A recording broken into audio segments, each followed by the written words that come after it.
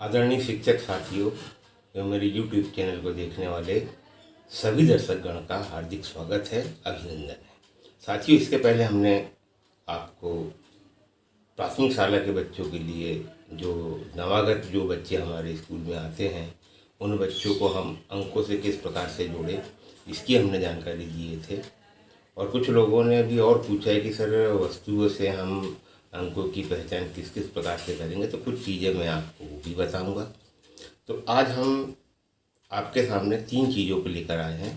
एक तो वस्तुओं से अंकों की पहचान, 1 से 100 तक गिनती में और अंकों की पहचान हम कैसे करेंगे, और तीसरा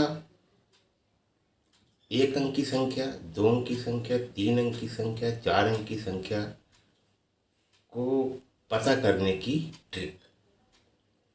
तो हम आपके सामने ये 3-4 चीज़ें आज की वीडियो में हम आपसे के पास लेकर आए हैं।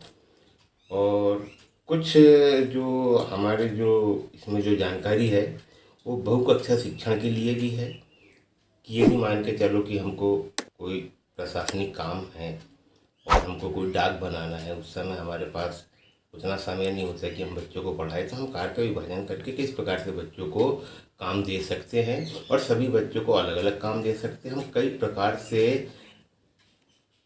उस 1 से 100 तक गिनती में हम कार्य का विभाजन कैसे करेंगे, ये जानकारी भी हम आपको आज बताने वाले हैं। तो वीडियो बहुत आनंददायक है, मनोरंजक है, आप भी उसका आनंद लीजिए और पूरा वीडियो को देखिए। साथियों, एक बात मैं और आपसे बोलना चाहूँगा कि आप जब मेरा ये वीडियो देखते हैं, YouTube में देखते हैं, यदि आपका जो सब्सक्राइब जहाँ लिखा हुआ है यदि वो लाल से लिखा है तो आप उसको एक बार पुश करेंगे तो वो काले से हो जाएगा, और एक घंटी नज़र आएगी उसको पुश करेंगे और ऑल वाले ऑप्शन को क्लिक करेंगे तो मेरा चैनल सब्सक्राइब है। कई साथी वीडियो देखते हैं और उसमें सब्सक्राइब काले से लिखा रहता है, उसको एक बार और वो क्लिक कर देते हैं तो आप सब्सक्राइबर से हट जाते हैं। तो मैं आपसे ये रिक्वेस्ट करूंगा कि यदि आपका सब्सक्राइबर उसमें काले से लिखा है तो आपने मुझे सब्सक्राइब किया है। ये वीडियो का सब्सक्राइब नहीं होता बल्कि मेरी जो चैनल है वो उसका सब्सक्राइब होता, तो उसको सिर्फ आपको मात्र एक बार ही करना है। तो साथियों, मैं आपका ज़्यादा वक्त नहीं लूँगा, चलिए अब मैं आपको 1 से 100 तक गिनती में और हम बच्चों को किस किस प्रकार से जानकारी दे सकते हैं, किस किस प्रकार से हम उनको जब बता सकते हैं, उनके अंदर किस प्रकार से हम अभिरुचि पैदा कर सकते हैं, उसकी मैं आपको जानकारी दूंगा।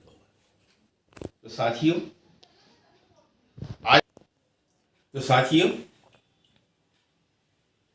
आज हम आपको 1 से 100 तक गिनती में हम बच्चों को किस किस प्रकार की और जानकारी दे सकते हैं, हम किस प्रकार से उनके अंदर अभिरुचि पैदा कर सकते हैं, हम किस प्रकार से उनमें जिज्ञासा पैदा कर सकते हैं, ये जानकारी मैं आपके सामने लेकर आया हूँ।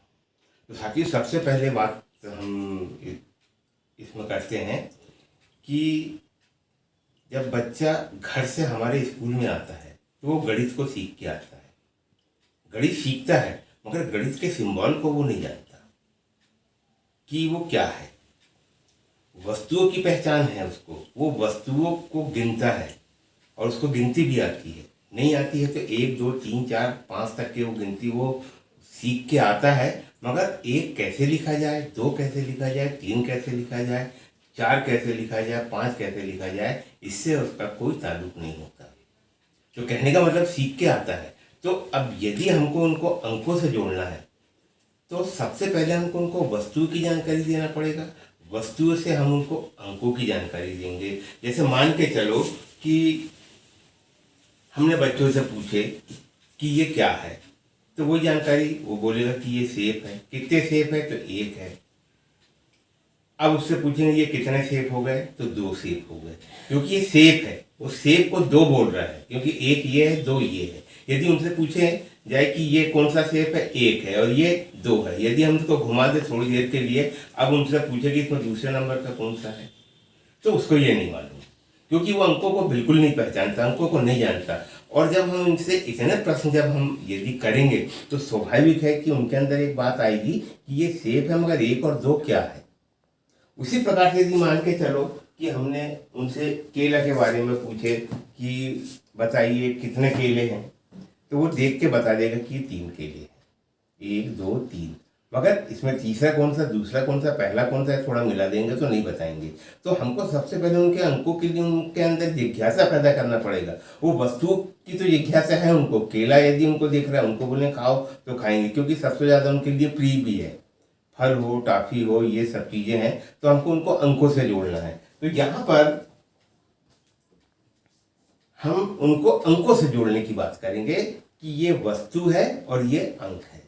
थोड़ी देर पहले हमने उनसे बात किए थे कि ये कितने सेब है, तो उन्होंने बताया कि ये 1 है, ये 2 है। केले कितने हैं, तो इतने हैं। उसी प्रकार से यदि मैंने कल आपको पेन के बारे में बताया था कि पेन कितने हैं, जैसे मान के चलो कि हमने उनसे पूछे कि ये क्या है, तो बोलेंगे पेन है। कितने पेन है, तो वो गिनेगा 1 2 3 4। पेन को 4 बोल रहा है मगर उसको नहीं मालूम कि ये 4 क्या है। तो हमको 4 क्या है, ये 1 ये 2 ये 3 ये 4। तो हम यहाँ पर इस प्रकार से वस्तुओं से हम उनको अंकों को जोड़ सकते हैं और उनको अंकों के बारे में बता सकते हैं। जैसे उस दिन मैंने आपको बताया था, तो हम उनको बता सकते हैं कि 1 ये है, 2 ये है, 3 ये है, 4 ये है। तब हम उनको अंकों से जोड़े, क्योंकि यहाँ पर उनको अंकों से जुड़ने की जिज्ञासा पैदा होगी कि हाँ ये तो पेन है, ये तो सेब है, ये तो केला है, मगर 1 क्या है, 2 क्या है, 3 क्या है, 4 क्या है, 5 क्या है, ये उसको नहीं मालूम। जब हम उसको बताएंगे कि बेटा जो तुमने 1 2 सेब बताए थे, 1 को हम इस प्रकार से लिखते हैं, 2 को हम इस प्रकार से लिखते हैं, 3 को इस प्रकार से लिखते हैं, 4 को इस प्रकार से लिखते हैं। और इसी प्रकार से मैंने आपको इसके पहले वाली वीडियो में कुछ गतिविधियां भी बताया था। उन गतिविधियों का प्रयोग करके हम उनको 1 से 10 तक के जोड़ेंगे और उसके बाद 1 से 100 तक गिनती का भी मैंने आपको पूरा का पूरी जो गतिविधि है वो मैं आपको बताया था।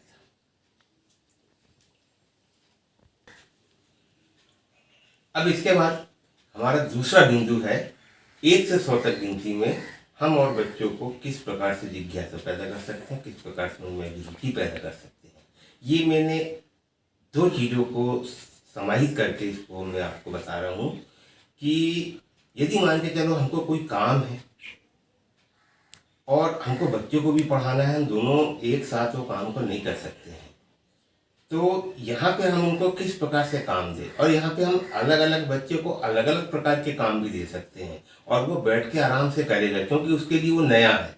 और जब जो चीज़ नई होती है उसको हर कोई सीखने का प्रयास करता है।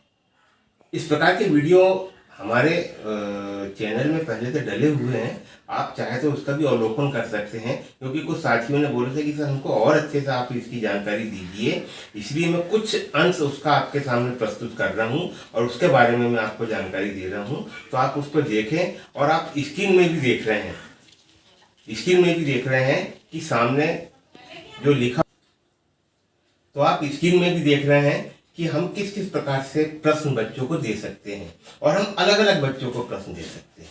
जैसे सबसे पहले यदि हम मान के चलो कि हम कोई काम कर रहे हैं, यदि हमको बच्चों को कोई काम देना है या हमको सिखाना है, और दूसरी बात ये भी कि हमने 1 से 100 तक गिनती बच्चों को सिखा दी है, मगर अब हम यहाँ पे उनको काउंटिंग का एक नया तरीका उनको सिखाने वाले। जैसे सबसे पहली बात कि सबसे पहला प्रश्न यदि हमने बच्चों से किए कि आप ये 1 से 100 तक गिनती ये लिखी हुई है और 1 से 100 तक गिनती में 1 कहाँ कहाँ पे लिखा है, वो कितनी बार आया है, उसे आप लिखें।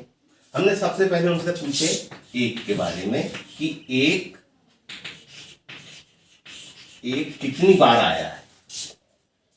हमने ये एक बच्चे को काम दिए। इसके बाद हमने दूसरे को बोले कि 2 से हम यहाँ पे बात कर रहे हैं 9 तक की।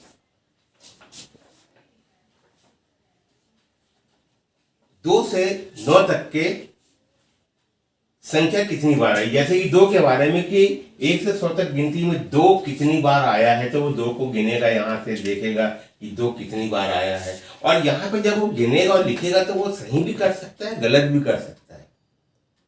दो दो वो बार बार लिखेगा, क्योंकि हम यहाँ पे उसको दो से जोड़ रहे हैं कि दो उसको आता है या नहीं आता है। वो जब बार बार दो को लिखेगा और जब उसकी काउंटिंग करेगा तो सही भी करेगा, गलत भी करेगा, मगर वो गिनती के प्रति श्रद्धा भाव से हर एक अंक को देखेगा और लिखेगा। तो यहाँ पर दो कितनी बार आया है, तीन कितनी बार आया है, चार कितनी बार आया है, पांच कितनी बार, 6, 7, 8, 9। इस प्रकार से हम अलग अलग बच्चों को अलग अलग काम दे सकते हैं और वो बहुत अच्छे से उसको करेगा। उसके बाद यदि हमने किसी बच्चे से पूछ लिए कि 1 से 100 तक गिनती में शून्य कितनी बार आया है, तो वो शून्य देखेगा, यहाँ शून्य गिनेगा, 1, 2, 3, 4, 5, 6, ये गिनेगा और उसको लिखेगा कि शून्य कितनी बार आया है। क्योंकि हमने उसको गिनती सिखाए हैं और गिनती सिखाए हैं, यदि मान के चलो कि शून्य 11 बार आया है तो वो 11 लिखेगा। इस प्रकार से हम प्रश्नों को इसमें बता सकते हैं। जैसे और भी हमने प्रश्न लिए, ऐसी कौन सी संख्या है जिसके इकाई एवं दहाई में एक जैसे अंक लिखे हो।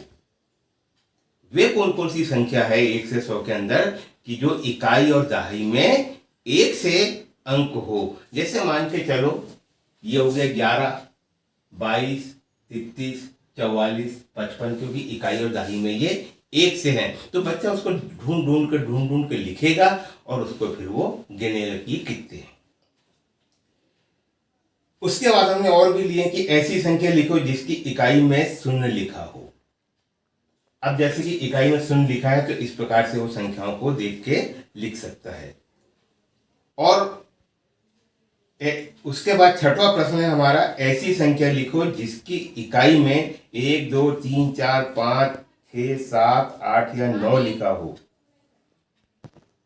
तो हमारा प्रश्न नंबर 6 जो है कि ऐसी कौन कौन सी संख्या है जिसकी इकाई में 1 लिखा हो, 2 लिखा हो, 3 लिखा हो, 4 लिखा हो, 5 लिखा हो, 6 लिखा हो, 7, 8, 9।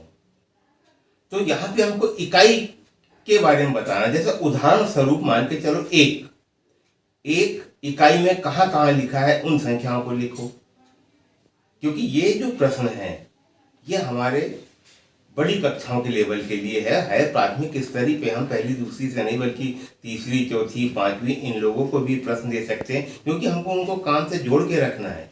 तो एक के बारे में बात करेंगे तो जैसे इकाई में ये 1 लिखा है, फिर ये 11 में 1 लिखा है, 21, 31, इनके सभी की इकाई में 1 लिखा है। अगर 2 की बात करें तो 12 में ये इकाई में 2 लिखा, 22 में यहाँ पे 2 लिखा है, तो इस लाइन की इकाई में भी 2 लिखा है।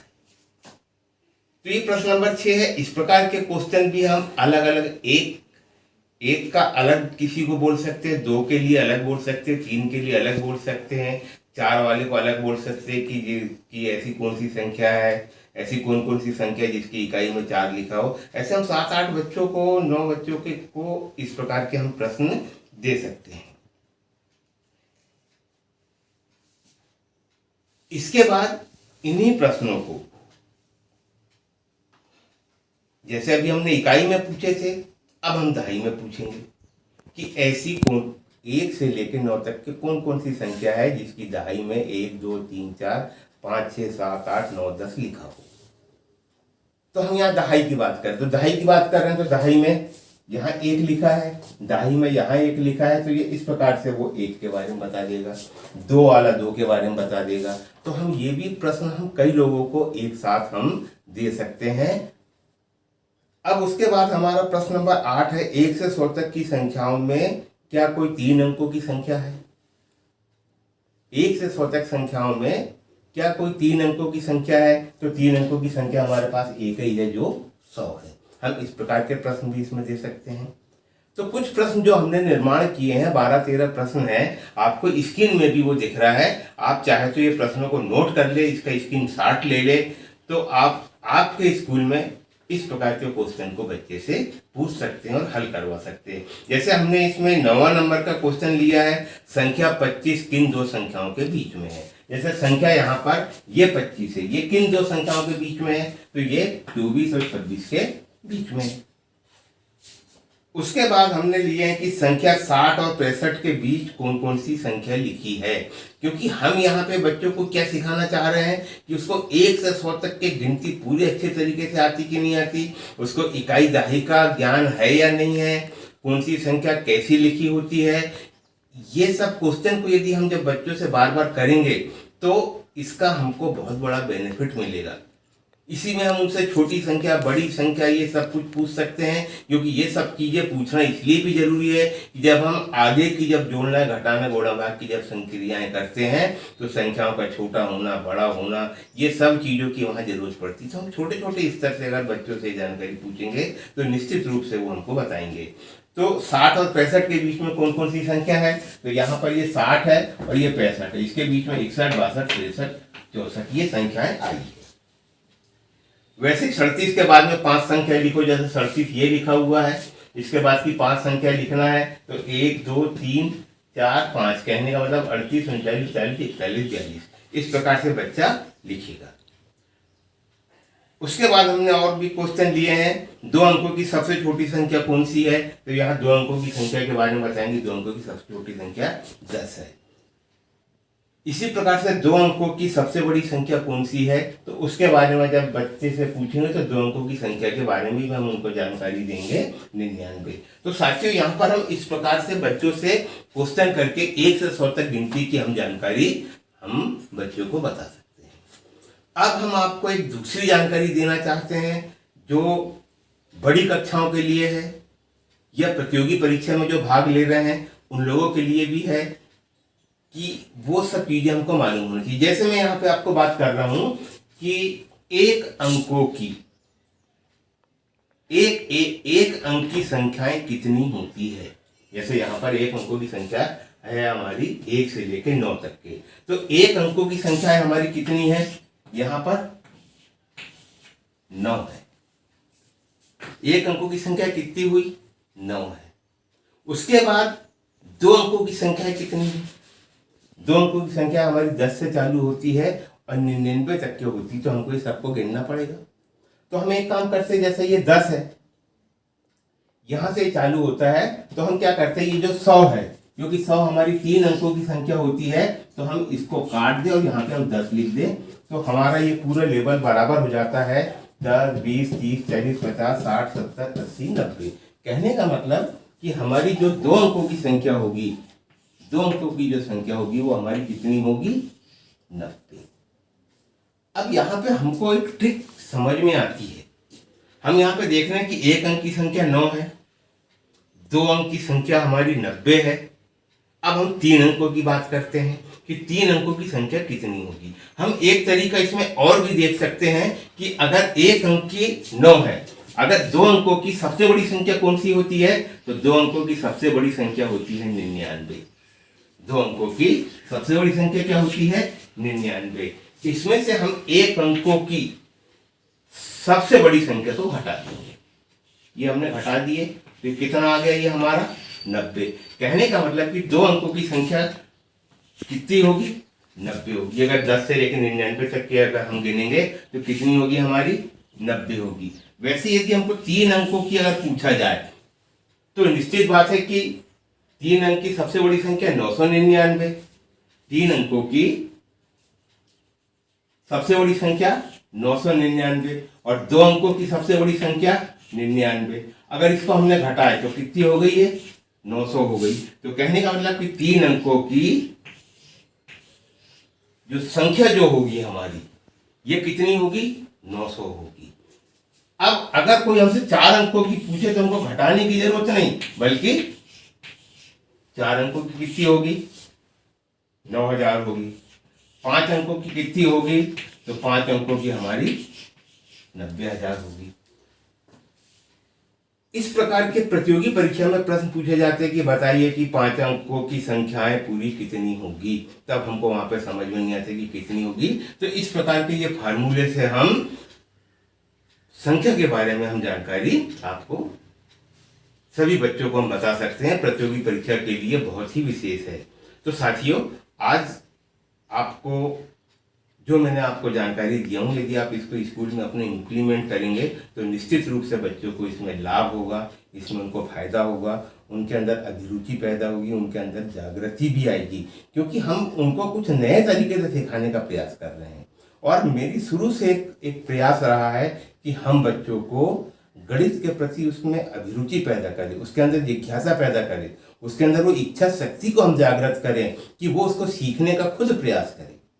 यदि हम बार बार किसी चीज़ को उनको सिखाएंगे तो उनको बोर लगता है, बल्कि हम उनके अंदर ऐसा इस प्रकार की जिज्ञासा पैदा करें कि जो बातों को हम उनको बता रहे हैं वो सीखे।